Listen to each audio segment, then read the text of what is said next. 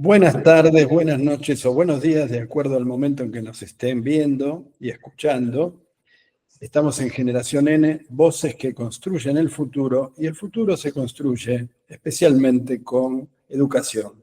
Así que hoy tenemos una referente relacionada, una mujer joven, relacionada con los ámbitos educativos, con los ámbitos sindicales, los ámbitos políticos y los ámbitos de la comunicación, todo en una. Analía Pira, ¿cómo estás, Analía? Hola, buenas noches Juan Carlos, ¿cómo estás? Bueno, gracias por invitarme a participar de tu programa y de esta columna. Bien, Analía, hoy estamos atravesando una situación crítica en el sector educativo, entre otras Sí, cosas por los temas salariales, pero no es lo único, por supuesto, si bien los docentes deberían ganar bien en cualquier área. Eh, Tenemos además recortes presupuestarios, condiciones de trabajo adversas, arbitrariedades, presiones. Vos sos, bueno, contale a la audiencia cuál es sí, tu... yo soy egresada de la Universidad Nacional Nordeste en Corrientes, ahora trabajo en el Chaco. Desde antes de recibirme de licenciada ya empecé a trabajar en prensa del rectorado de la universidad. Y bueno, ahora estoy en el Chaco porque soy prensa del vicerrector de la universidad. Y obviamente trabajo, aparte de mi ámbito laboral de prensa, estoy a cargo de la Secretaría de Derechos Humanos de nuestro gremio regional, que es ATUN, Asociación de Trabajadores Universitarios del Nordeste. Y bueno, nos manejamos en ese ámbito, estamos muy en contacto, obviamente yo soy trabajadora no docente con el sector administrativo, lo que se conoce como el sector administrativo de la universidad, lo cual no nos aleja de tratar también con los gremios y con los docentes de la universidad y especialmente con algunos centros de estudiantes con los que somos más afines y tratamos de colaborar y estar con ellos y tener trabajos en conjunto. Muchas veces son no solamente de formación, sino también muchas veces, la mayoría de las veces y en los últimos tiempos, humanitarios. Analía, hay una situación de recorte permanente, como venimos diciendo, pero Sí. además hay un desprecio, parecería manifiesto y cruel, hacia la educación pública ejercida desde las más altas autoridades de la República, desde la presidencia misma. ¿Cómo te sentís cada vez que nuestro presidente, y me cuesta decir nuestro presidente, ataca violentamente a aquellos que van a ser el futuro del país, que son los docentes que van a formar a nuestros hijos, nuestros nietos, a las generaciones venideras, ¿no? Y a las actuales? Me parece que ya empezó en la era del gobierno de Macri, con un intento más sesgado, quizás, más, ¿cómo decirte?, más, entre comillas, más delicado, pero empezó ahí. Y uno se siente, la palabra es violentado, porque se ataca a uno de los sectores, el sector, yo diría, más vital que tiene la sociedad, que es la educación, que es el motor impulsor de la producción, de la construcción, del avance tecnológico, sapiensal, filosófico, psicológico. Entonces, es un ataque muy bien pensado, muy bien planeado y ejecutado por el que yo pensaba últimamente un poco así, soy a veces muy cruel, por un bufón, porque el verdadero rey, el verdadero poder, el verdadero reinado está en otro lado, lo sabemos todos, siempre fue así.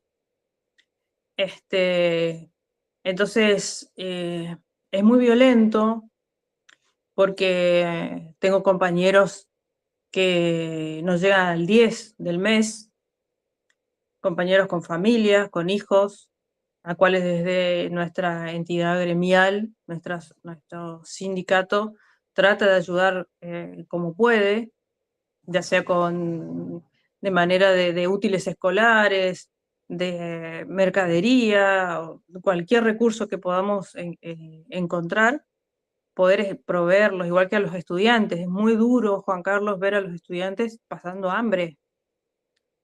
Nosotros tenemos jornadas, bueno, las universidades, todas las universidades tienen jornadas completas.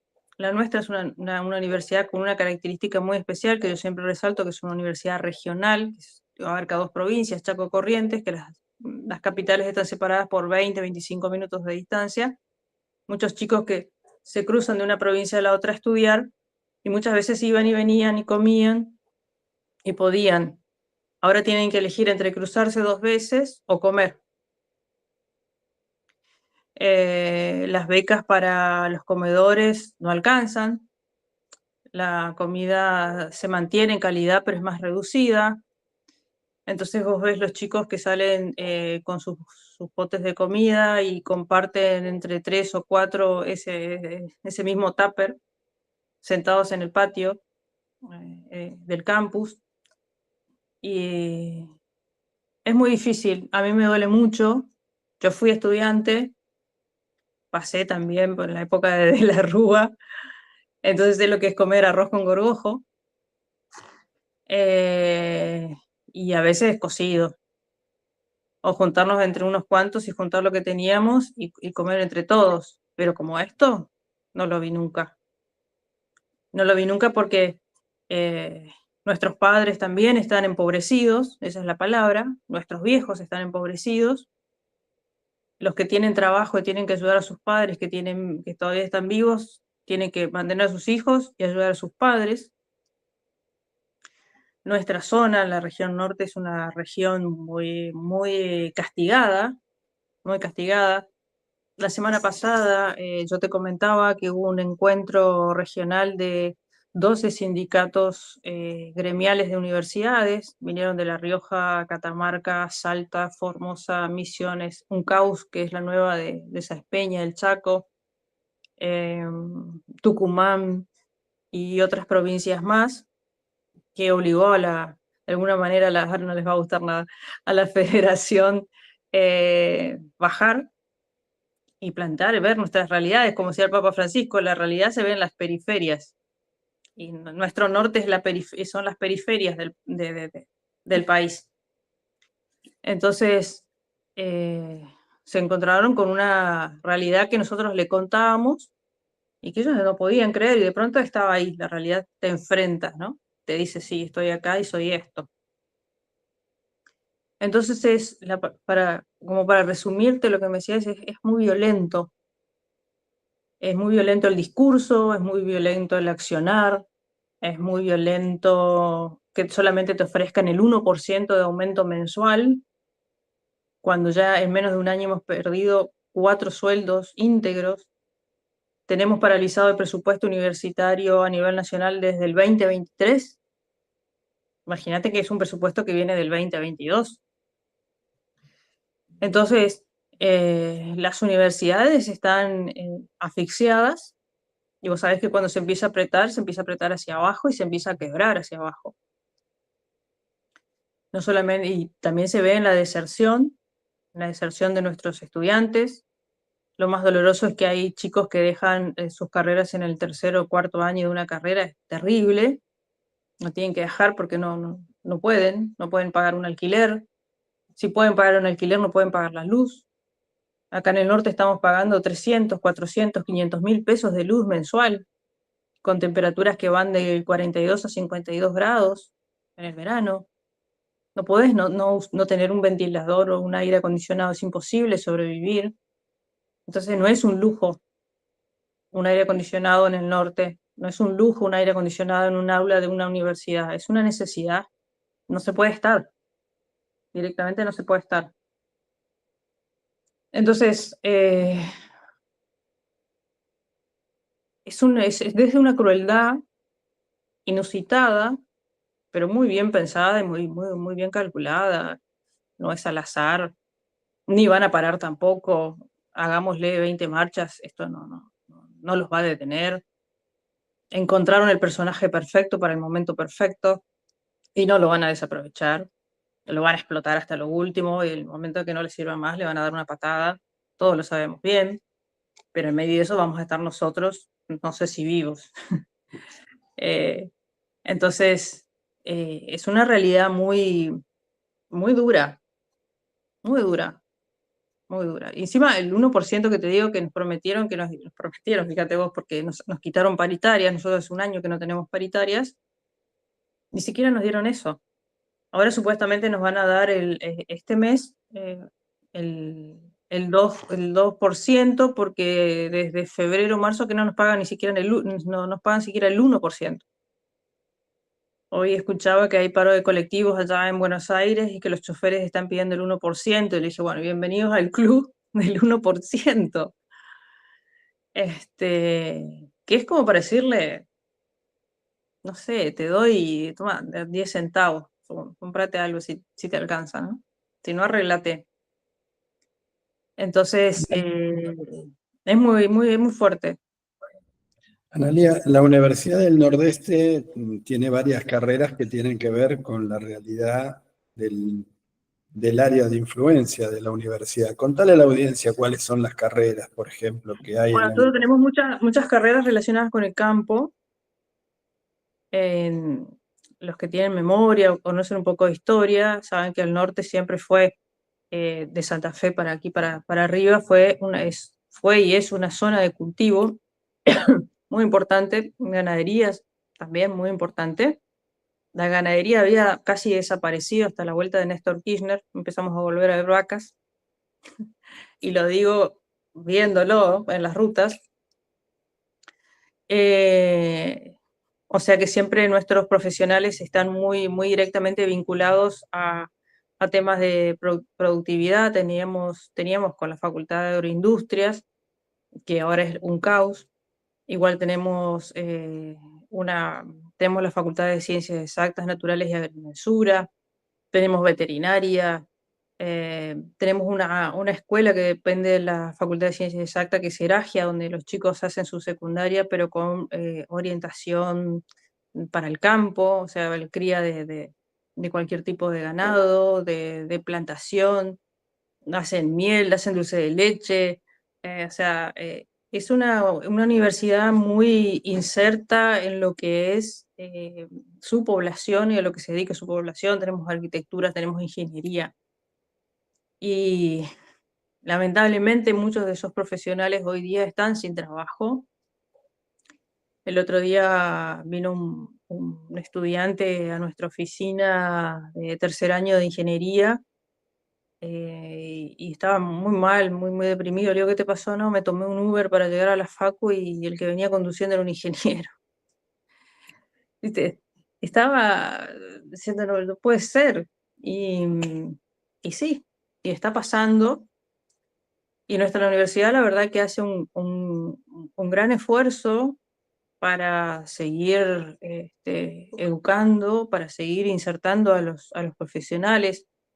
El otro día estuvimos en una mesa de extensión universitaria, estuvo el Colegio de Ingenieros del Chaco, con su nuevo presidente, Dante Bosch, y ellos estaban tratando de hacer una articulación para traer a los nuevos ingenieros, a hacerles formaciones, a darles nuevos recursos en cursos, en nueva instrumentación, para que puedan empezar a desenvolverse en el ámbito laboral, sobre todo los que recién se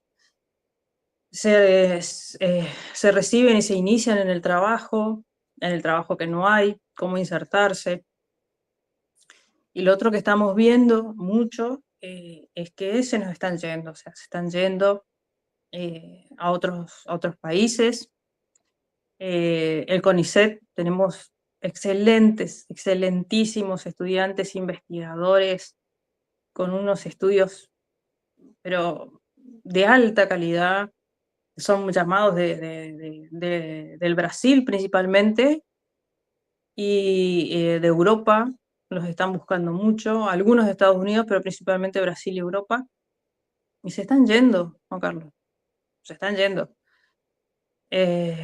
Porque los desfinancian, porque les quitan las becas, porque no les dan los insumos, y te van recortando por todos lados en un momento te quedás, viste, contra el paredón, como decía la canción de Aute, te ponen contra el paredón, y bueno, es una universidad que en este momento está contra el paredón, pero la sigue peleando, digamos, le sigue poniendo, creo que el recurso humano que tenemos y profesional es muy valioso, es muy importante. Sin eso ya hubiésemos declinado esto hace mucho tiempo. Ahora, si vos me preguntabas hasta cuándo, y no sé hasta cuándo.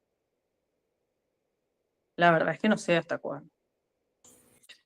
Analía, hace aproximadamente un año, un poquito más de un año, días más Sí, de un año, se produjeron manifestaciones masivas, multitudinarias en Buenos Aires, pero en todo el país, sobre todo sí, en los centros universitarios más concurridos, con más alumnos, como ser Córdoba. Bueno, la marcha universitaria atravesó a todo el país de punta a punta y parecía sí. una bisagra en la historia y que de alguna manera las cosas podían empezar a cambiar en función de esa contundencia de las marchas. Eh, ¿Qué Luego de pasó? eso, ¿qué pasó? Porque uno podría pensar, bueno, quizás tomaron caminos fraccionados, caminos alternativos, caminos no de unidad y de contundencia federal. Por ahí la lucha pasó a ser sectorial.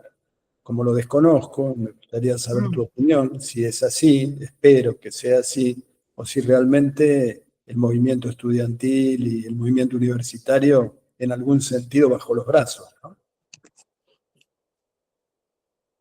Mira, en esto te voy a ser muy sincera. Hay movimientos y agrupaciones estudiantiles que le siguen dando la pelea y hay otros que no, que están cómodos con la situación, que tienen los recursos como para sentirse cómodos con la situación, y están los otros que no, que podrían estar cómodos quizás, pero les importa el otro. Entonces, todavía esos sectores, gracias a Dios, subsisten y persisten y, y están dando la batalla que pueden dentro del marco institucional también en el que pueden y en el marco político en el que pueden. No te olvides que Chaco y Corrientes son provincias gobernadas por el radicalismo, aliados a la Libertad Avanza. Entonces, es muy difícil. Nuestra universidad históricamente hace más de 30 años está gobernada por los radicales, buenos, malos. Entonces, eh, es complicado, ¿no? Es complicado y el discurso que baja no solamente a nivel nacional, sino también a través de los dos gobernadores, tanto de Chaco como de Corrientes, es un discurso libertario, ni siquiera ya es radical, es libertario. Y hay mucha juventud también, lamentablemente, que adhiere a ese discurso. Y hay una parte de la sociedad que también vos no la podemos desconocer, que adhiere a ese discurso. Eh, Como dijo el presidente, todavía no odiamos lo suficiente. No importa si lo haya dicho para los periodistas. En realidad el trasfondo es ese, todavía no odiamos lo suficiente. Entonces, eh, no hay mejor caterva para el discurso del odio, para la inacción, para la división, que la miseria y la ignorancia. El que vive en la miseria, el que vive en la ignorancia, sobre todo en la ignorancia, es proclive, perdón, a, a tener un hecho violento o a no hacer nada. Yo creo que en este momento muchos están haciendo nada y están dejando que esto siga su curso a ver hasta dónde va. Entonces, hasta que no veamos el final de ese proceso, va a ser muy difícil. Y lo otro que yo noté y que lo hablaba con muchos compañeros, que en otros momentos uno como estudioso, como lector o como un observador, te dabas cuenta y podías leer más o menos qué es lo que le estaba pasando a la sociedad. Podías tener una lectura, te podías poner esta postura y leer qué le estaba pasando en los procesos, ¿no? El proceso social, un proceso sociológico. Hoy día no lo podés leer. Yo estoy desorientada en cuanto a leer este proceso. Digamos que es como, muchos lo hablan como si fuese el primer golpe a Perón, o después Ilia, después el Anuse, después cuando fue el derrocamiento a Estela Martínez. Vos tenías una lectura porque venías de un proceso y más o menos sabías, viste, por dónde venía la cosa. Ahora esto es un hecho totalmente distinto. Yo no sé si porque el personaje es distinto.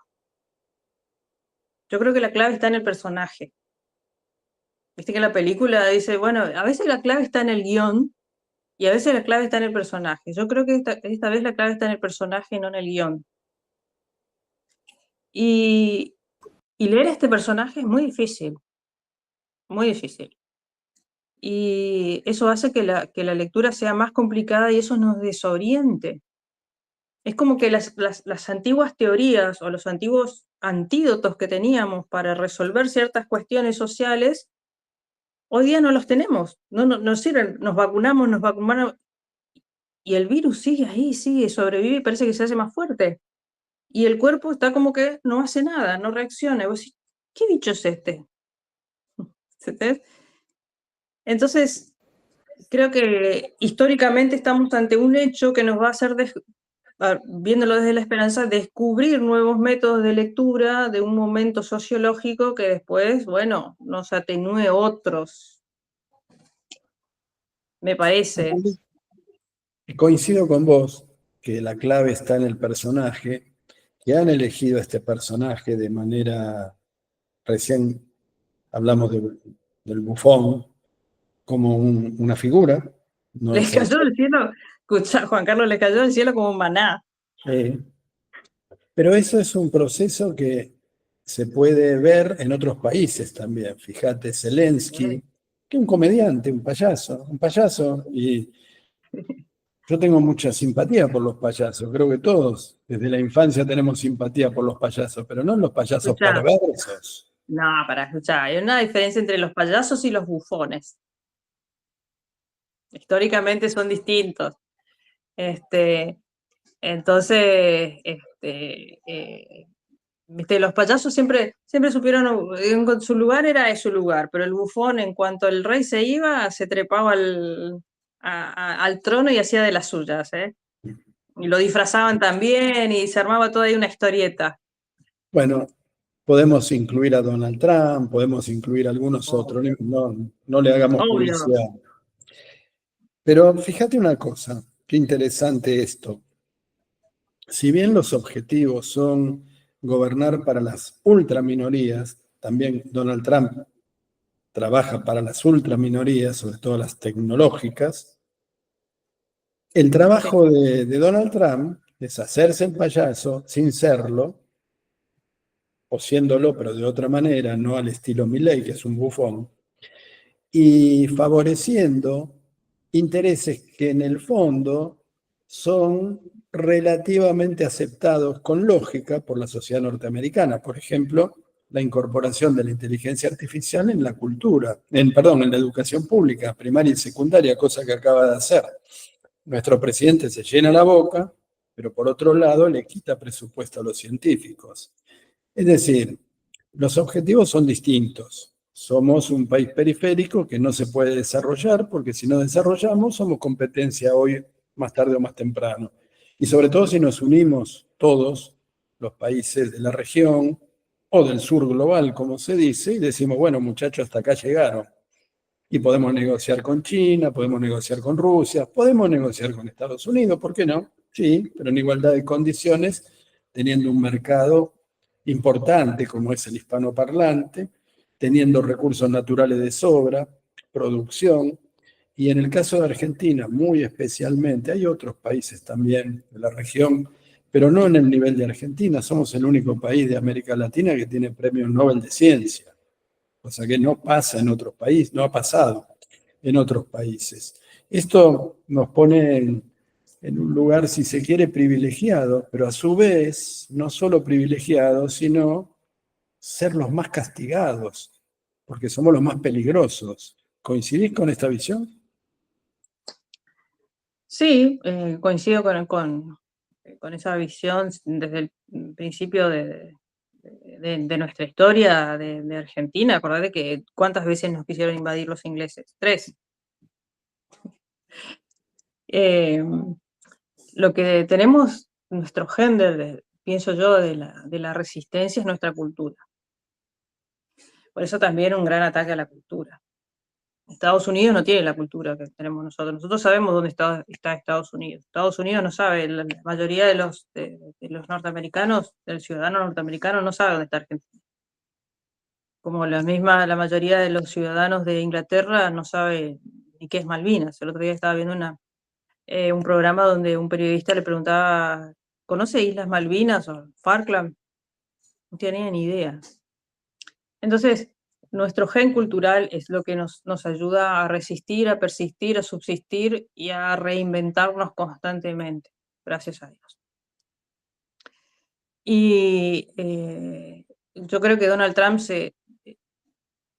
es lo que vos decís, es lo que quiere hacer, pero también es cierto que se tiró varios tiros a los pies. Lo hizo cuando se quiso meter con China, con Rusia, y bueno, ¿viste? Le rozó el dedo gordo y tuvo que retroceder un poquito sin que nos demos cuenta, pero retrocedió. Lo mismo le pasó, bueno, al presidente de esta nación, que dijo con los chinos nunca y después vuelo directo a China. Hay cosas con las que vos sabés, por lógica, con las cuales no te podés meter. Entonces, yo creo que nuestra resistencia, nuestro gen, como te decía recién, resiliente, es nuestra cultura, es nuestra forma de ser. Yo creo que la unión de Latinoamérica estuvo así por un momento soñada cuando estuvo Lula, Correa, Néstor, Dilma, lo último con Cristina, y bueno, más o menos ahí Chávez, y se dio una resistencia muy fuerte, lo que nos permitió a los argentinos adentrarnos un poquito con la ayuda de Brasil y de Venezuela al famoso primer mundo, al mundo europeo, por la carga, por el poderío económico que ellos tenían, Venezuela con el petróleo, Brasil con todo ese poder que tiene de producción, digamos, son las grandes puertas que teníamos. Después volvieron los gobiernos de derecha, como los que estamos padeciendo, y bueno, y esto se vuelve a cerrar, porque obviamente estábamos creciendo, nos estábamos enriqueciendo, nos estábamos empoderando, pero dentro de nuestro gen hay un defecto que tendríamos que combatir, pero para el engrandecimiento de todos, que es el de el odio al peronismo. Y yo soy peronista, mi mamá era peronista, mi papá es radical, mi papá es un gran sindicalista acá en el Chaco, docente, secretario varias veces, secretario general de los docentes, radical. Nadie cree que sea radical, porque pero este es un peronista, no es radical. Eh, es el odio al peronismo, al que te dio los derechos, al que te dio esto, al que te dio lo otro, es el odio. Y cuando vos decís al peronismo, lo estás diciendo como estás diciendo odio al que es solidario, odio al que se preocupa por su comunidad, odio al que te da tus derechos, al que te puede llegar a subir el sueldo, al que te dio las vacaciones pagas, con el que pudiste ir a Mar del Plata. O sea, eh,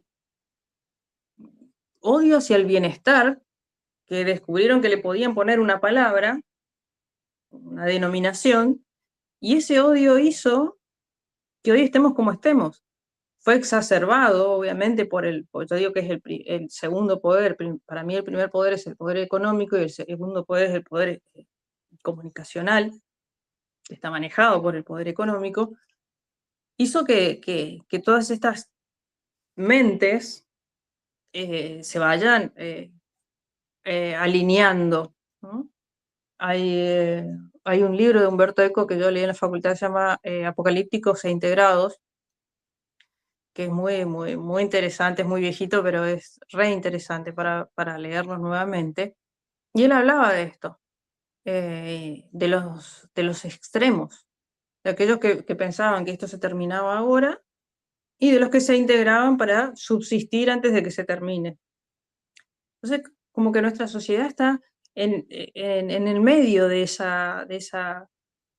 tránsito, de esa continuidad o no de esto que se está dando, que todos pensábamos, yo pensé, esto dura 3 meses.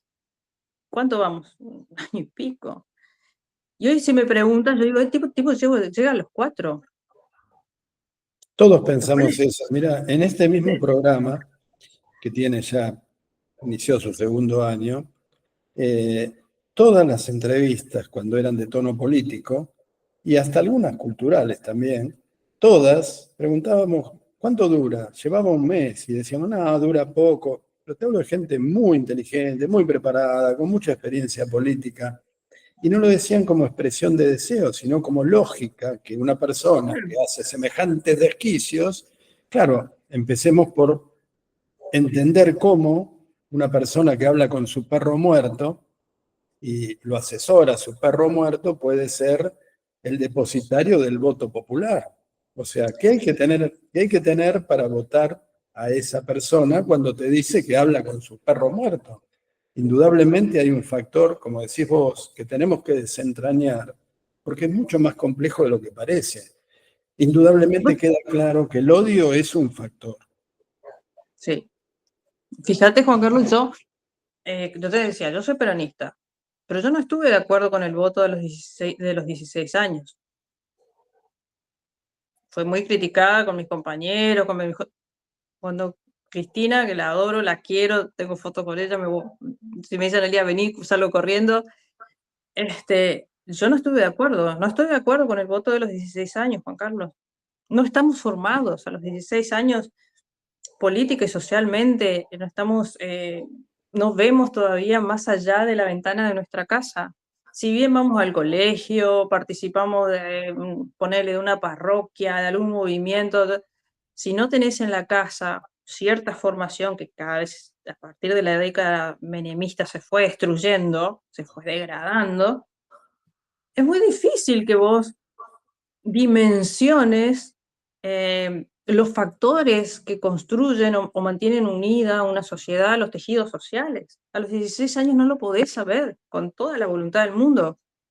Podés manejar las redes sociales, podés ser un genio en los jueguitos y en las cosas esas que yo no tengo ni idea qué son, pero en construcción social, en ligamentos sociales, lo que hace que la sociedad se mantenga unida, progrese, se construya, se reconstruya, se renueve, vaya creando, recreando los valores, a los 16 años no los tenés. No los tenés. Y una de las cosas que nosotros vemos en la universidad, cuando yo me junto con los pibes, con los chicos, digo, y ellos mismos se quejan de sus padres, pero este pibe no está viendo y no la ve. O si la ve no le interesa porque vuelve a su casa y tiene para comer. Pero no le interesa el compañero de él que está sentado en el campus comiendo un tupper. ¿Me entendés? Ahí empieza todo. Porque después ese tipo esa chica se van a recibir, van a ser profesionales y no van a ir a las marchas de la universidad pública. Porque yo, cuando me hacían reportajes o entrevistas en las marchas, yo decía, ¿dónde están los egresados de la universidad? ¿Dónde están? Entonces, Lo mismo sucede con los despedidos, Analía, me llama mucho la atención. Acá en Buenos Aires te imaginas que por una densidad poblacional hay despidos en algunas dependencias públicas, por ejemplo, de 500 trabajadores o 600 trabajadores. Y cuando se hace una marcha, no llegan a ser 400 personas. Y vos decís, pero si son 600 los despedidos, aunque viniera la mitad, cada uno tiene un hermano, un primo, un pariente, una pareja, lo que fuera, tendría que ser una marcha de 4.000, 5.000, más allá de la simpatía en la propia sociedad hacia ese sector. Está pasando en la Secretaría de Derechos Humanos, la están desmantelando por completo, por completo. Y claro, de una manera tan brutal, yo tuve una charla con compañeros que están en la ESMA y prácticamente tuve que hacer, como se dice ahora, de coaching, ¿no? Che, muchachos, levanten el ánimo, hay que dar la lucha, nos tenemos que venir a- a encadenar a la puerta, tenemos que hacer algún acto importante, más allá de un discurso de un dirigente. Porque creo también, no le voy a caer a los dirigentes en general porque sería ser funcional al descrédito hacia la política, pero entiendo que muchas veces las respuestas no pasan por el discurso exclusivamente, pasan por los planes de lucha. Y si no hay plan de lucha, ¿y a qué voy? ¿A escuchar un discurso? Encima que me echaron, te vengo a escuchar a vos, que a fin de mes cobras tu sueldo y que no sé si no arreglaste con estos tipos. Me parece que hay algo de eso también, lamentablemente, como hay algo, y acá me gustaría saber también tu opinión, que es, el odio es un factor, pero también el desgano es otro factor. 7 millones de ciudadanos no fueron a votar en la última elección presidencial.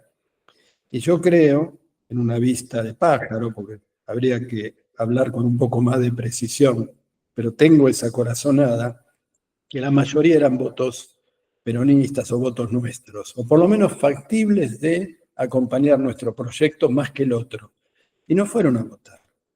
Hay un gran desgano y un gran descreimiento de la política, similar al inducido o no, que existe, existe, lo vemos. Cada vez son más los compañeros que dicen, bueno, pero y que van bajando los brazos. Eso pasó en las marchas universitarias, pasa con los despedidos. ¿Cómo encendemos la llama? Y no estoy hablando de una llama violenta. ¿Cómo encendemos la llama? O bueno, la que tenga que ser.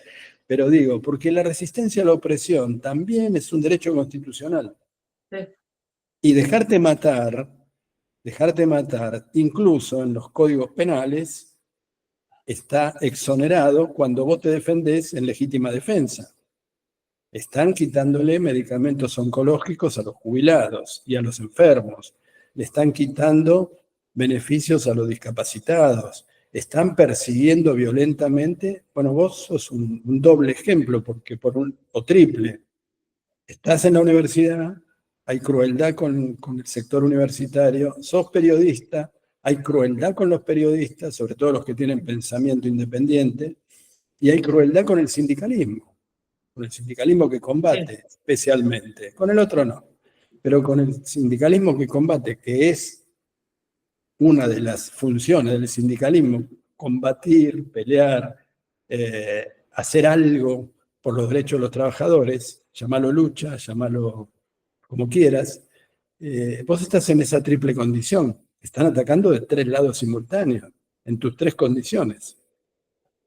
Y Sí. claro, no quiero estar en tus zapatos.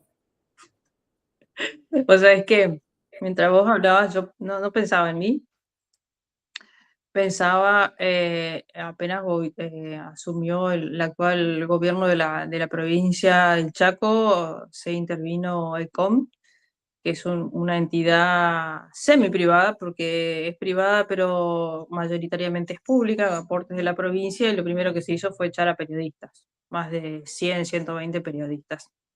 Obviamente no afines a, a este gobierno o a esta línea política e ideológica.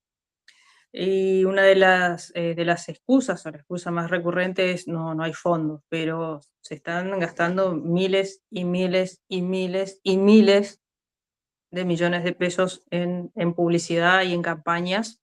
Hace poco lo trajimos a Pampita, no sé si te enteraste. Sí, lo trajimos a Pampita para que inaugure una línea privada de vuelos privados a Resistencia, a la capital del Chaco. Bueno, te imaginarás cuánto salió eso y cuánto sale el sueldo de un periodista. Generalmente es miserable. Entonces, y le pagamos a periodistas de Buenos Aires también, comprobadísimo porque salen las facturas y salen los nombres y todo eso de la fortuna que se le paga a periodistas de Buenos Aires, a favor, por supuesto, del gobierno.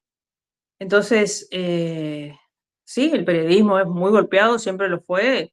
Tenemos periodistas desaparecidos. Tenemos a Rodolfo Walsh, tenemos a Westerge ahora que sale con el tema del Eternauta. Tenemos muchos otros que no se conocen, porque no son famosos, pero fueron desaparecidos. Mujeres periodistas desaparecidas. Entonces, gremialistas desaparecidos. Mi papá fue perseguido, inclusive no solamente en la época militar, sino al principio también de la democracia, porque están siempre los resabios, siempre están activos. Mi viejo hoy tiene 83 años y me dice, Analia, esos están todavía. Y sí.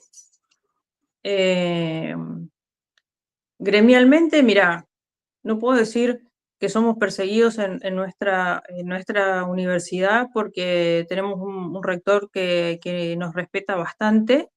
Creo que eso tiene que ver con la secretaria general que tenemos, no quiero dejar de nombrarla, la compañera Lisa Hort, que sabe mucho, que está muy bien preparada, se preparó para el cargo, entonces tiene un amplio conocimiento, y eso hace que te respeten y te miren y traten con vos de otra manera, y traten a la comunidad que te acompaña de otra manera. Entonces, en ese sentido, puedo decir que nuestra universidad respeta mucho nuestro sindicato, pero porque nos hacemos respetar también. Y son sectores, como vos decís, siempre van a ser, yo muchas veces cometo un pecado gravísimo, hay que confesar los pecados, dijo Francisco, que es la autocensura, que es lo peor que le puede pasar a un periodista, que muchas veces yo en mis redes me autocensuro, y digo cosas que digo, no, esto no lo puedo poner, esto no lo puedo decir. Sobre todo porque tengo un cargo público, soy prensa de un vicerrectorado de una universidad. Entonces, una universidad que es laica y que no tiene un tinte político, no se define políticamente. Sabemos que tiene una identificación política, pero no está expresamente en sus constituciones, en sus reglamentos, no está. Entonces yo también me tengo que cuidar, no solamente por mí, sino también por quien represento en mi función. Entonces, es como estar siempre navegando entre aguas, viste, muy movedizas. Sin embargo, todos saben lo que yo opino, todos saben con qué opinión se van a encontrar, se paga un precio, lo he pagado, lo sigo pagando, pero no dejo de pensar ni de actuar como pienso o como siento. Y eso es lo que yo te digo, el gen que te ayuda a resistir los embates. Es que no hay otra manera, no hay otra manera de afrontar este momento. Lo que sí me da mucho coraje, me dio mucho coraje, por no decir bronca, esto que hizo, no sé si es funcionario, ¿no? Si recibe sueldo o no, no tiene un cargo público, que un fotógrafo le sacó hace poquito una foto, Caputo. ¿Te acordás de esa escena hace poquito, no sé dónde él estaba, que le sacó una foto y él le mira la credencial y le saca una foto a la Bien, credencial? sí, sí. Es violentísimo. Automáticamente pensé en Cabezas y dije, Dios mío, ¿qué nos está pasando? A mí me gustó porque el fotógrafo le siguió sacando fotos, no se amedrentó. Y yo creo que ahí está, Juan Carlos, esa cosa que, viste, que como que te dice, bueno, si él pudo sostener esa máquina, sostener esa foto y seguir sacándole foto y no retroceder, si el compañero lo pudo hacer, yo lo puedo hacer. Pero es como volvemos otra vez, si vos lo haces yo me voy a animar a hacerlo. Si vos como dirigente lo haces y te pones a la cabeza y me traes un plan, yo voy a salir y te voy a votar. Ahora, si vos no haces nada, si como dirigente yo te veo a vos haciendo agua acá, haciendo agua allá, no te pones de acuerdo, que la cámpora, que el axelismo, que el... Gente, la gente no tiene para los medicamentos, a los viejos los cagan a palos, perdón por la palabra. Eh, los estudiantes no tienen recursos para estudiar, los docentes están cada vez más progresivos, los compañeros no docentes también cada vez rascan más el fondo de olla, que la olla ya no tiene ni fondo. Hay un momento que vos tenés que decir, bueno, tenemos que parar la pelota y alguien tiene que salir a poner el cuerpo. Alguien tiene que salir. Así como salió un ignoto, como salió Néstor, que nadie lo conocía, nadie salió y dijo, muchacho, yo. Y bueno, va a tener que salir alguien así. Y si no es ese no es un nombre, en un ente personificado, en una persona, tiene que ser un ente social, una construcción social que salga, digamos, esta construcción social es la que pone el cuerpo y es la que decide hacia dónde va. Te voy a contar una experiencia personal. Perdoná por lo autorreferencial y la audiencia, sobre todo, que nos perdone por esta autorreferencia, pero creo que ilustra claramente qué nos pasa a veces a los comunicadores sociales y cómo a veces estamos limitados por una cuestión solidaria que hace entrar en conflicto nuestra ética. Es decir, hay un conflicto entre la solidaridad y la ética. Vos sabés que, bueno, yo vengo tratando de alguna manera, difundir los temas de la tecnología al servicio de los pueblos, la inteligencia artificial. Y estuvimos en la localidad, en tu provincia, en la localidad de Montecaseros, en Corrientes. En Corrientes. No, eso no es mi provincia. No, no me confundo, yo soy del Chaco. Mi mamá Ah, decía, vos sos más claro, correntina perdón. que chaqueña, porque yo estudié muchos años en Corrientes y trabajé mucho. Entonces me decía, vos sos más correntina que chaqueña. No, no digo, no. Yo soy chaqueña, no soy correntina. No, no en Gringa, particular, pero yo soy chaqueña. gringa y chaqueña, decía la negra, ¿no? Mirá, tan gringa y también chaqueña, decía en su Sí, canción. Bueno, en tu vecina provincia de Corrientes, Montecaseros, la presidenta del PJ me lleva a dar unas charlas abiertas a la comunidad sobre inteligencia artificial, para el productor agropecuario, para el docente, para la madre que se preocupa porque sus hijos están en un mundo que no saben si es bueno o malo, o cuánto lo puede afectar, o si van a tener trabajo, o si la inteligencia artificial le va a quitar el trabajo. Bueno, todos estos temas en un combo los tratamos en varias conferencias que impulsó esta doctora, la doctora Castañeda, la presidenta del PJ, una peronista de ley, que además es la pediatra del pueblo, la mujer más querida del pueblo. Esta mujer, no solo, ella es grande, es abuela, o sea, no es una piba de tu edad, por ejemplo, que impulsa una nueva tecnología, sino que es mucho más meritorio todavía porque tiene una edad en la cual muchos dicen, no, yo ya la tecnología no es para mí. Bueno, se compenetró al punto de ir a los colegios de la localidad, gobernados por un intendente radical, que lamentablemente es mi tocayo, Juan Carlos Álvarez, lo voy a mencionar con nombre y apellido. Y fue a todos los colegios a hablar con las directoras para hacer venir o no, invitar a los docentes a esa charla abierta, gratuita y no partidaria. Que aunque fuera partidaria, ahora te voy a completar esto, aunque fuera partidaria, tampoco tendría que haber hecho lo que supuestamente hizo este tocayo mío, que fue sancionar a las docentes que vinieron. Pero claro, suena a denuncia. Yo no puedo hacer esa denuncia porque no me consta, o sí me consta, pero la que tiene que hacer la denuncia es la víctima. Y si yo hago esa denuncia de manera abierta, con nombre y apellido, es muy posible que esa compatriota pierda su trabajo. En una provincia sí. que tiene altos índices de pobreza y estaría condenándola a ella y a su familia a la pobreza más extrema, pues ya son pobres como docentes, imagínate, sin trabajo. Con alguna sanción disciplinaria, alguna sanción inventada, por supuesto. ¿Cómo hacemos, Analía, frente a esta situación? ¿Hasta dónde la solidaridad para con la víctima nos inhibe y entonces estamos como maniatados porque del otro lado no hay escrúpulos? Del otro lado no hay escrúpulos. ¿Qué más quisiéramos nosotros, los que creemos en una patria justa, libre y soberana, que este señor dijera, vayan, vayan, no importa que de la oposición, vayan, después votenme a mí, porque voy a ser mejor que ellos? O no, pero digo, vayan, aprendan, cómanle las empanadas y después me votan a mí, ¿no? No, sanción, sanción, sanción encubierta de alguna otra cosa, ¿no? Alguna llegadita tarde, a lo mejor, o vaya a saber qué. Bueno, ¿cómo hacemos nosotros los comunicadores, Analía, frente a una Ya. disyuntiva de esta naturaleza? Voy a tratar de, en una sola anécdota, una sola cosita, contestarte las dos preguntas.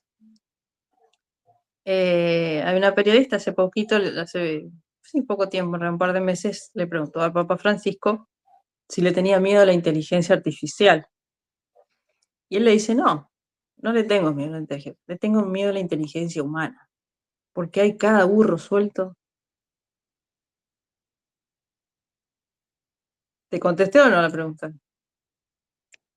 Totalmente, totalmente, totalmente. Bueno, con anterioridad ya había hecho otra travesura en su momento que la tomé como una cuestión de índole del folclore electoral, digamos. Pero bueno, ya viene metiendo la pata este señor y bueno, Mira, lo que te hace acá es un poquito más sutil. Acá simplemente cursos o cosas que se daban con puntaje, ahora dices sí te vas, pero te comes la falta y no tenés puntaje. Es otra forma. Te vas por la tuya. ¿Entendés? Te descontamos bueno, el día y no tenés puntaje. eso es lo que están haciendo en la Secretaría de Derechos Humanos, en la ESMA, le están ampliando La, los secreta- horarios. las Secretarías de Derechos Humanos de los centros, de los que fueron centros clandestinos, los compañeros están reformulando estrategias para ver cómo pueden hacer pasar disimuladamente los filtros, ¿no? Para que los programas que ellos puedan dar para seguir manteniendo la memoria activa no sean censurados o o le quiten recursos para hacer esas actividades. ¿Entendés? Le tienen que cambiar los nombres, le tienen que cambiar los contenidos, los tienen que simular, los tienen que maquillar para que no, eh, para que no suene a lo que es. Entonces, puedan pasar ese filtro que lo tienen que mandar 20, 30 días. Yo hablaba con la gente de derechos humanos que están acá en el regimiento 9 de Corrientes, que está, si vos viste la bajada del puente, está el regimiento. Bueno, ellos están ahí y tienen que hacer maravillas para poder pasar los filtros de las aprobaciones a nivel nacional, para poder hacer sus actividades que las tienen que mandar 20 o 30 días antes para que ellos las revisen y las aprueben. ¿Te acuerdas de la película? Vos te vas a acordar, la película El Censor, Sí, claro, con Ulises Dumont era, ¿no? Ulises Dumont. Ulises Dumont. Dios mío. Hay una Este, canción también, pero tenía que ver con la censura en los temas, digamos, eróticos, sexuales, que era de Charly García, El Señor Tijeras, ¿no? Que cortaba. Está inspirada esa película en Tato, se llamaba ese personaje siniestro. sí. ¿Sí? Pero era bruto, era un bruto. Acá están, en algunos casos, como bien vos decís, procediendo con cierta sutileza. ¿Sabés lo que es más peligroso, Juan Carlos? Juan Carlos, es que este tipo de gente está formando gente. Claro, claro, Este tipo de gente, cuando hablamos de los trolls tan livianamente que intervienen, son gente de información. Sí, estos van a estar algún día en algún medio de comunicación, en algunas cosas, porque el gobierno va a pasar, pero esta gente va a seguir polulando y es gente que ya está formada con esta mentalidad, con esta ideología, con este carácter, ya está formada para esto. ¿Y nosotros qué estamos haciendo? Estamos tratando de no ahogarnos, estamos manoteando para no ahogarnos. Y ellos se están formando. Nos está faltando también formación. Nos está faltando también, ahora estamos trabajando justamente con un grupo del Centro de Estudiantes de la Facultad de Humanidades, y el 14 de mayo vamos a traer la película El Lago Escondido. Y la idea es hacer ciclos de cine, hacer proyecciones, traer disertantes, así seamos 10, 15, 20, pero que vengan pibes que no tienen idea de nada o que más o menos les interesa es casarlo como nos casaban nuestros viejos, venían a estudiar, sentate acá. Y mira esto, entérate, fíjate, informate. No te digo que seas peronista, ni que seas radical, ni que seas libertario, ni que seas de derecha, de izquierda, no me importa. Lo que yo quiero es que vos pienses, que vos veas, que vos sientas, que vos te inmiscuyas, que no importa a quién vayas a votar, pero que lo hagas con conciencia, sabiendo qué es lo que estás haciendo, que te formes de alguna manera moralmente, en valores, en cosas que nos reditúen a nosotros para poder resistir lo otro, lo que se está formando en otro lado. Y ese es el gran desafío, me parece también. Formar, pero formemos con ejemplo. Lo que digamos, lo hagamos, porque ahora todo está tan a la vista, todo está tan expuesto, que es necesario que nuestros dirigentes estén a la altura de lo que dicen y bajen a territorio, pero a territorio, y empiecen a laburar con la gente. Y no solamente cuando estemos a un mes de las elecciones a golpearle la puerta para hablarle y darle el voto, porque eso ya lo hicimos. Nosotros acá en el Chaco, en Corrientes, son famosos las historias de que los subían a nuestros pobres aborígenes a los camiones con documentos falsos y con el voto en el bolsillo y que vayan a votar. Ya lo hicimos. Ya pasó, ya fue. Eso es parte, ¿no? Sí. Entonces, que no vuelva a pasar lo mismo. Porque ahora se No lo puede ponen a los pasar. pibes, se le ponen la boleta a los pibes ignorantes, pobres chicos, le ponen la boleta y van y votan. No puede volver a pasar, Analía.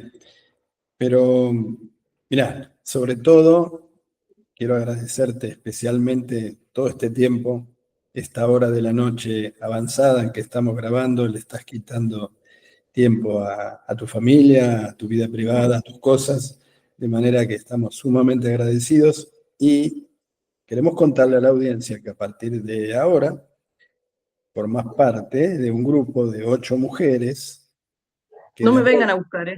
no,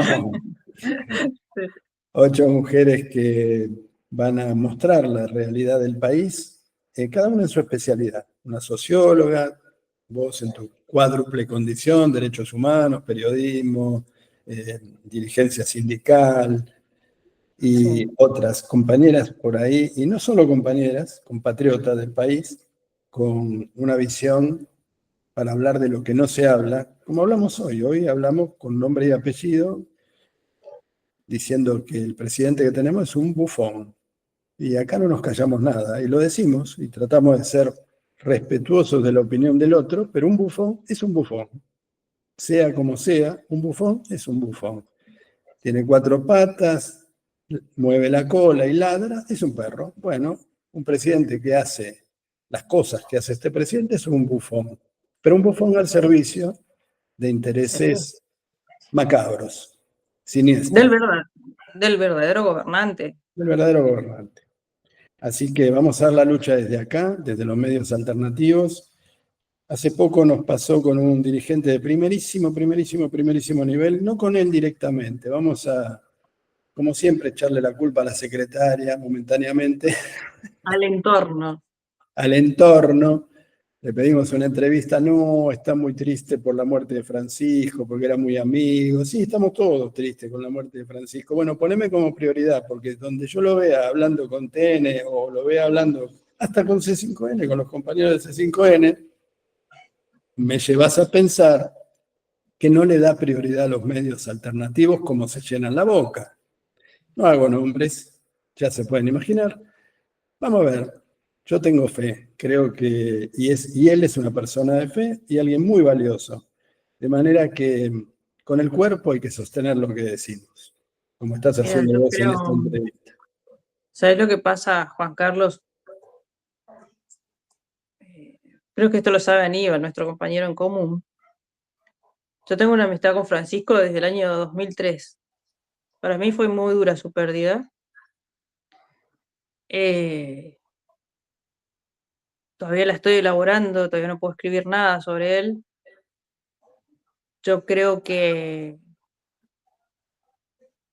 Francisco lo que nos pediría en este momento es lo que nos pidió siempre, salir. No importa tu dolor, no importa tu carencia, lo que importa es el otro, que es lo que el otro necesita de mí. Porque el que te da no cuando le sobra. El que verdaderamente te da es cuando le falta, no cuando le sobra. Entonces, eh, cuando vos estás bien, y cuando uno está bien, cualquiera da. Pero cuando estás mal, es el verdadero acto de bondad, de valor y de entrega del ser humano, ¿no? Entonces, una crítica para el querido compañero. Vamos a darle tiempo, Vamos a darle tiempo. vamos a darle tiempo. Puede ser un pequeño error de su entorno, y si fuera así, vamos a reconocer que realmente sí cree que los medios alternativos somos importantes en un universo de medios, sabiendo que las audiencias pesan, sabiendo que es más importante hablarle a 1 millón de personas que a 10.000, como probablemente vean esta nota, o 20.000 en el caso de él. Pero en definitiva son los que hacen la diferencia. Acordate del 21% de Néstor, ¿eh? Sí, exactamente, exactamente. Diste en el clavo, Sí. diste en el clavo. Analía, mil gracias por todo. La No, seguimos. gracias a vos. La invitamos a la audiencia, a las compañeras, compañeros, compatriotas de todo tipo y de todo el país, a este programa federal 8M, 8 Mujeres, que se emite por Radio Azucena y que les pedimos que se suscriban, es gratuito por supuesto, que activen la campanita si les llegan las notificaciones cuando hay nuevas notas, y si comentan, sea bueno o malo lo que ponen, nos ayudan a saber Exacto. qué opinan, qué piensan y promovemos el debate. Bueno, Mil bueno, gracias, gracias, Juan Silvia. Carlos. Que tengas buenas noches, una buena noche a toda la Igualmente. audiencia. Muchas gracias.